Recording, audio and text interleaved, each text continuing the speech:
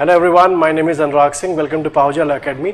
और आज हम लोग देखेंगे एक recent case law which is union of India versus the Indian oil corporation. और इसमें सुप्रीम कोर्ट ने डिस्कस किया था बर्डन ऑफ प्रूफ, और बर्डन ऑफ प्रूफ भी इस कॉन्टेक्स्ट में डिस्कस हुआ था कि सिविल केसेस में बर्डन ऑफ प्रूफ क्या होता है और the level of the standard of proof क्या होना चाहिए, और क्रिमिनल केसेस में द स्टैंडर्ड ऑफ प्रूफ या फिर जो लेवल ऑफ प्रूफ है वो क्या होना चाहिए। ठीक है, so first thing, what is burden of proof?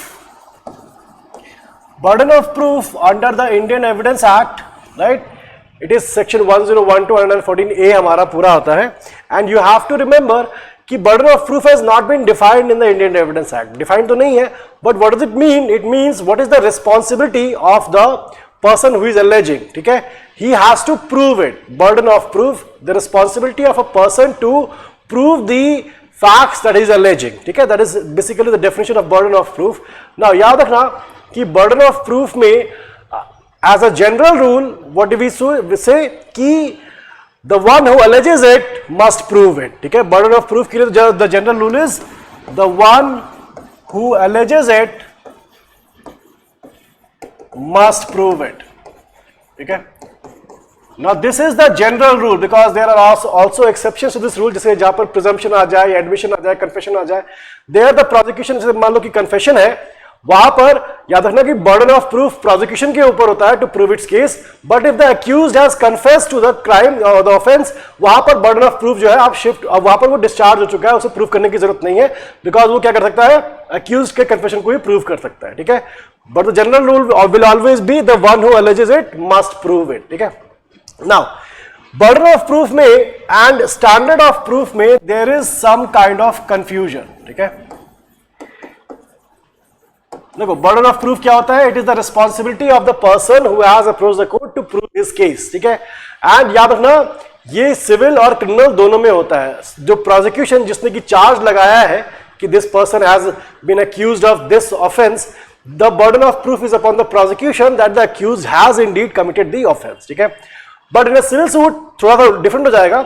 Plaintiff approaches the court and he wants the court to give a judgment in his favor, so the burden of proof is going to be upon the plaintiff. ठीक है, और यहां पर याद रखना कि this is under section 101 of the Indian Evidence Act of 1872. ठीक है, but what the Indian Evidence Act does not deal with is the standard of proof. याद रखना, standard of proof is something which has not been dealt with the Indian Evidence Act. So what do you actually mean by standard of proof? इस case law में इसी चीज को समझाया गया था कि standard of proof is the level of certainty that we can infer from the facts which have been proved before us. ठीक है, तो हम लोग के सामने जो भी फैक्ट्स प्रूव्ड हो गए हैं उसके बेसिस पर हाउ श्योर आर वी कि ये चीज हुई थी एक्चुअली। ठीक है, तो वो जो लेवल ऑफ सर्टेनिटी और द लेवल ऑफ श्योरिटी है वो बताता है हमें स्टैंडर्ड ऑफ प्रूफ। ठीक है, नाउ अब हम लोग को ये भी याद रखना है कि standard of proof civil cases में अलग होगा और क्रिमिनल केसेस में अलग होता है।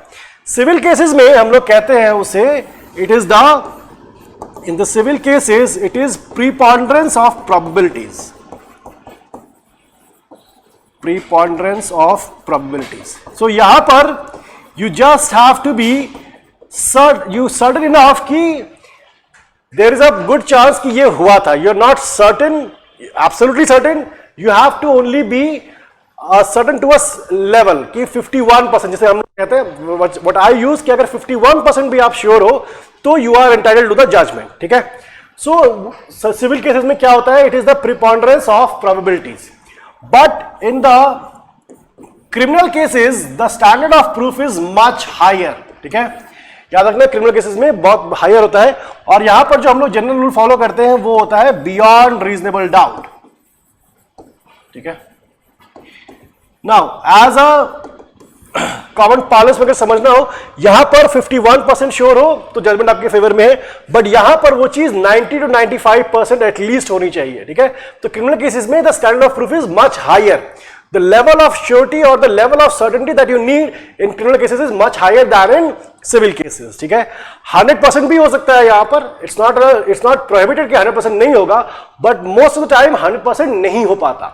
सो अगर 100% नहीं भी हो पा रहा तो 90 to 95% भी अगर आप लेवल ऑफ श्योरिटी है आपके पास तो that can result in a conviction. ठीक है, सो याद रखना कि the burden of proof and the standard of proof they are not the same thing, they are different things. और इस केस लॉ में जो हम लोगों ने अभी देखा है union of India versus Indian oil corporation, इसमें इसी चीज को एक्सप्लेन किया गया था।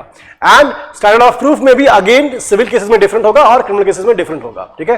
तो ये वाला कॉन्सेप्ट जो है इस केस लॉ में डिस्कस किया गया था। Thank you everyone.